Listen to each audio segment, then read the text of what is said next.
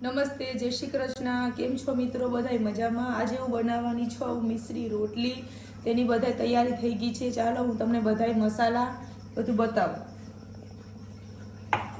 તો મિત્રો જો આ બારીક ઝીણી મેથી સુધારેલી છે, પછી આ ડુંગળી અને આ લીલી તે ડુંગળી અને બીજી ડુંગળી મેં ખમણી નાખી છે કે જેથી બાળકોને મજા આવે, ઓલા કટકા હોય એને ના ભાવે। અને ધાણા ભાજી છે, બીજા બધા રૂટીનના મસાલા છે, હળદર, મીઠું, ગરમ મસાલો અને મરચું અને આ લોટ છે 1 બાઉલ ઘઉંનો અને એ સરખા જ માપ લેવાનો 1 બાઉલ ચણાનો લોટ અને આજીનો સ્પેશિયલ મસાલો છે પેસ્ટ। હું હવે તમને બનાવીને બતાવું કેવી રીતે બનાવવી। આમાં મેં 8 થી 10 કરી લીલું લસણ નાખ્યું છે અને એક નાનો ટુકડો મરચું નાખ્યું છે, એક મોટો કટકો આદુ નાખ્યું છે। આ પેસ્ટથી મિશ્રી રોટલીમાં સ્વાદ અનેરો જ લાગે છે, એટલે આ પેસ્ટ તો જરૂર બનાવીને એમાં એડ કરજો। મરચું નાખાઈ ગયું છે। આ છે ધાણા, જે મેં 2 ચમચી લીધા છે। આ ધાણા છે અને થોડુંક એમાં જીરું છે। હવે આપણે આની પેસ્ટ બનાવી નાખીએ।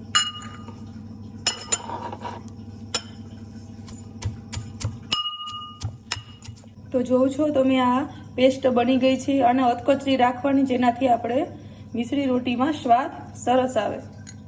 અને જેના ઘરમાં તીખું ખવાતું હોય તો જરૂર આ પેસ્ટ બનાવજો। પહેલાં આપણે ઘઉંનો લોટ ઉમેરશું। બેયનો માપ સરખો જ રાખવાનો, ઘઉંનો ઓછો હોય તો ચાલે પણ ચણાનો વધારે નાખવાનો, જેનાથી રોટલી કડક થાય। હવે ચણાનું ઉમેરવાનું। હવે બધા આપણે આમાં મસાલાને બધું એડ કરી દઈએ। પહેલાં મેથી નાખી દઈએ। આપણી પાસે મસૂરી મેથી જે આપણે સૂકવીને રાખતા હોય તે પણ ચાલે।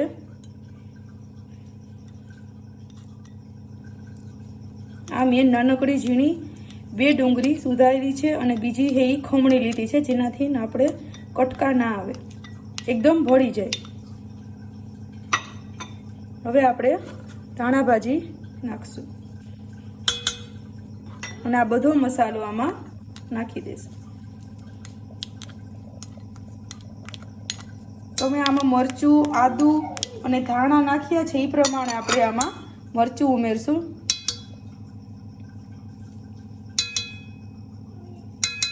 તો મરચું તો જો કે કેપ્સિકમ છે એટલે એટલું બધું તીખું નથી। હવે આપણે સ્વાદ અનુસાર નમક નાખશું।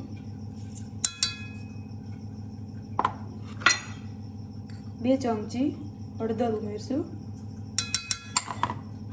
1 ચમચી ગરમ મસાલો। હવે આપણે આ બધું ભેળવી નાખીએ। ભેળવવાનું એકદમ સરસ, એટલે કે લોટમાં બધું એકદમ ભળી જાય। ચાલો હવે આપણે લોટમાં ભળાઈ ગયું છે। હવે આમાં તેલ ઉમેરશું 2 થી 3 ચમચી।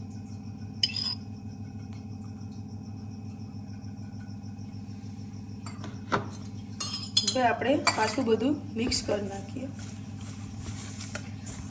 આમ તો જે નોર્મલ આપણે મિશ્રી રોટલી બનતી હોય ત્યારે આ બધા રૂટીન મસાલા અને મેથી, ધાણા ભાજી, ડુંગળી તો નાખતા જ હોય, પણ જે લીલો મસાલો બનાવ્યો છે તે મિત્રો એકદમ સરસ લાગશે અને એકવાર તો જરૂર ટ્રાય કરજો। અને ચાલો હવે આપણો લોટ એકદમ મસરાઈ ગયો છે। હવે આપણે થોડીક વાર એને રાખી દઈએ।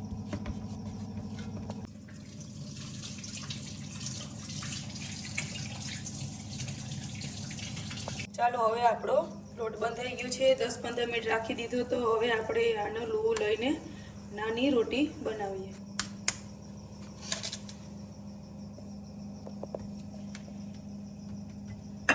તમે જોઈ શકો કેવા મસાલા ભળી એકદમ કલરફુલ થઈ ગયું છે।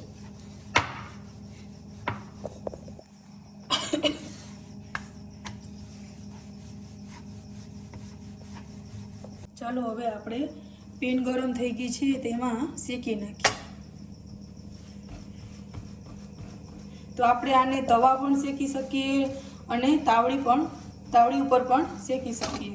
એકદમ આપણે એ ધ્યાન રાખવાનું કે જે આનું પડ છે તે આપણે કડક કરવાનું છે। હવે આપણે આ જ રીતે બીજું બનાવી નાખીએ।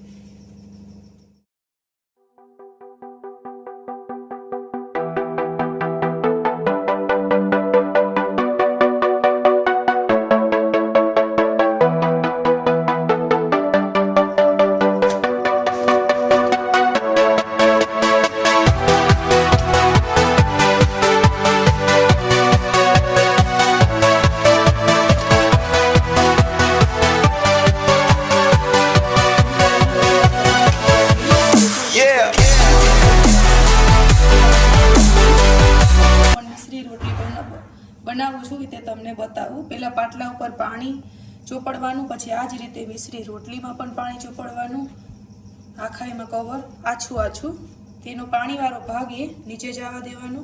હવે આપણે ઉપર ધાણા ભાજી વધારે નાખવાની, પછી આની ઉપર પણ પાણીનો છટકોર મારવાનો. હવે થોડો કોરો લોટ નાખી અને પાછું આપણે આને વણી નાખવાનું.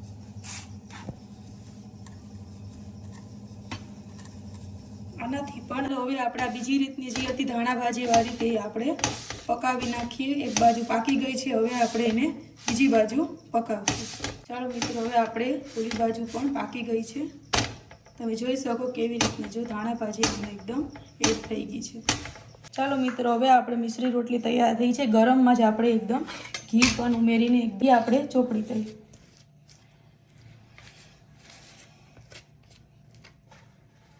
જોઈ શકો કેવી રીતના ઘી એકદમ પસરી ગયું છે અને ઘી વાળી એકદમ ટેસ્ટી લાગશે.